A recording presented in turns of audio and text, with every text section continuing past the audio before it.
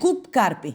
Ова е сликата на автопатот Гоце Делчев што го поврзува истокот со метрополата на 10 километри пред Миладиновци. И по 3 месеци магистралната делница стара речиси 3 години се уште е ризична за патување.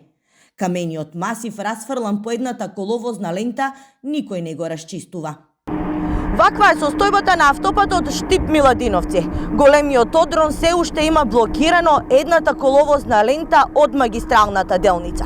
Сепак, дополнителен проблем и страв кај шоферите, кај возачите представуваат овие карпи, кои се надвиснати токму над магистралата. Професори од Градежен факултет направија увити на двете свлечишта на автопатот Штип-Миладиновци. Констатираа дека ќе биде потребна поголема механизација за отстранување на карпите, за да не дојде до уште поголемо свлечување на камења и земја на патот. Минатиот месец во Штип ресорниот министер вети санирање на состојбата.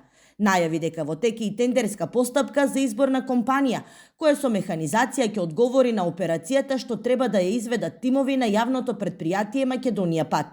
И додека граѓаните чекаат надлежните да го санираат свлечиштето, забрзано се работи на патарината кај село Кадрифаково, која на почетокот од месецот камион натоварен со вреки ја поткачи и целосно уништи една од наплатните кабини.